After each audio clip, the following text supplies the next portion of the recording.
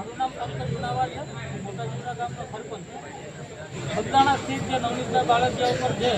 અસામાજિક તત્વો દ્વારા જે હુમલો કરવામાં આવ્યો એમાં અમારા સમસ્ત કોળી સમાજ સાવરકુંડલા અને તાલુકા શહેર આ બધા ત્યાં ઉપસ્થિત થયા છે અને અમારી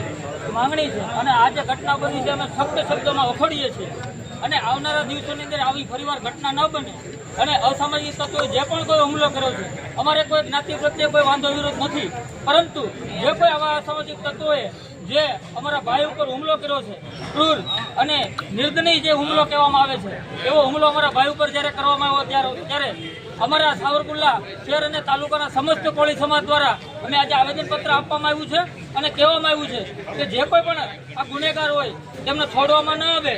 અને કાયદાકીય રીતે જે કોઈ બીએનએસની કલમ 109, 61 અને 324 મુજબ જે કોઈ ગુના નોંધવામાં આવતો હોય તે વહેલામાં વહેલી તકે નોંધવામાં આવે એવી અમારી સમસ્ત કોળી સમાજની માંગણી છે. અને જો આવનારા દિવસોની અંદર યોગ્ય ન્યાયિક તપાસ નહીં કરવામાં આવે તો અમારા સાવરકુંડલાના આ સ્થાન ઉપરથી અમે આહવાન કરીએ છીએ કે આવનારા દિવસોની અંદર જ્વલનમાં જ્વલન અને ઉગ્રમાં ઉગ્રનું આંદોલન અને સાવરકુંડલામાંથી કરીશું. એ સરકારને અમે ચીમકી કે ચેતવણી કે વિનંતી જે સમજવું તે સમજે.